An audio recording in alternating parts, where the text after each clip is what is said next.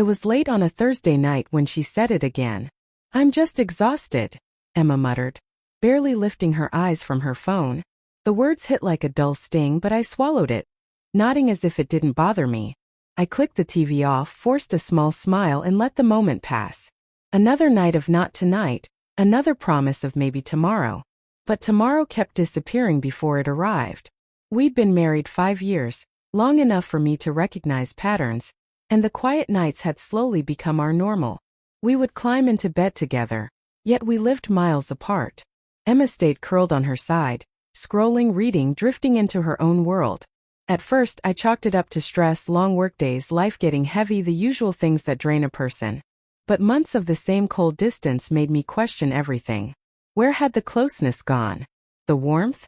The intimacy that used to anchor us? It wasn't that Emma stopped loving me. I knew she still cared, in her quiet, distant way. But somewhere along the line, she had pulled back behind invisible walls, leaving me outside, knocking, waiting to be let in again. I tried to bridge the growing gap. Flowers. Date plans. Little surprises. Random "I love you" texts. All attempts to spark the warmth that had faded. But nothing ever seemed to touch her anymore. It was like reaching for someone who had already stepped away. That night, after hearing the same tired excuse, I decided to give her space. I turned in early, rolling onto my side and closing my eyes, pretending sleep. The room was too quiet, too heavy, and eventually the silence itself kept me awake. Then the doorbell echoed through the house. It was late, far too late for a casual drop-in. I froze listening, and then I heard her voice. Jenna. Emma's best friend since high school, practically family. She came over often, and whenever she did, the connection between them felt unshakable.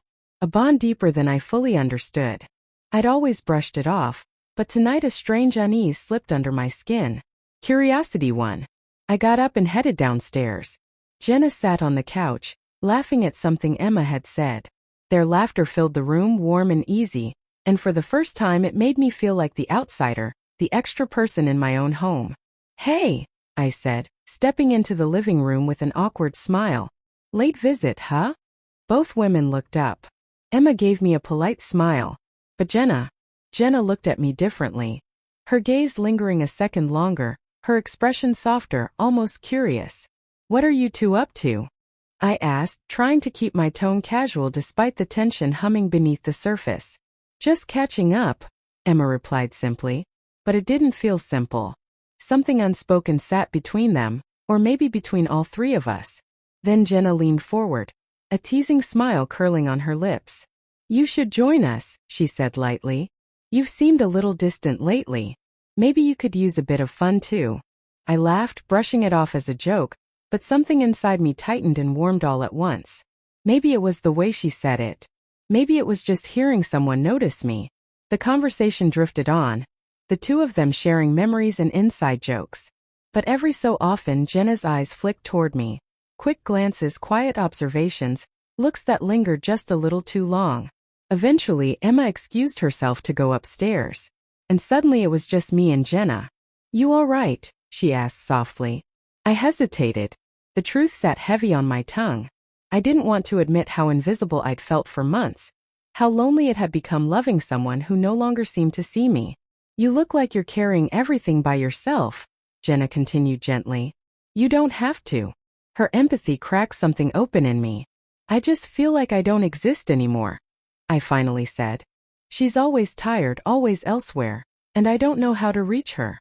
Jenna didn't speak right away. She just watched me with understanding in her eyes. Then she reached out and placed her hand on mine, slow, deliberate. "You deserve to be seen," she whispered. "You deserve to feel wanted. You're a good man. Anyone should be lucky to have you." The honesty in her voice, the way she said it, it hit deeper than I expected. My chest felt lighter, warmer. For the first time in a long while I felt noticed.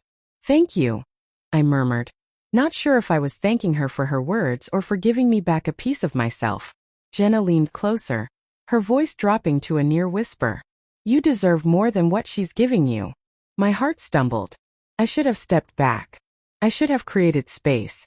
But something raw, something hungry for connection, pulled me in just a fraction closer. Then a soft creak. Emma appeared at the top of the stairs.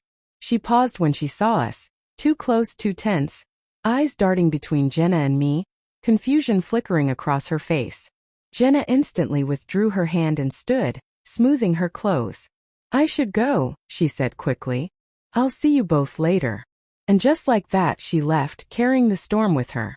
The house fell quiet again. But it wasn't the familiar quiet. This silence was heavy and charged. Thick with unspoken questions neither of us dared voice. Later, lying in bed with Emma's back turned to me yet again, I stared into the darkness, unable to sleep. Jenna's words replayed in my mind. "You deserve to feel seen."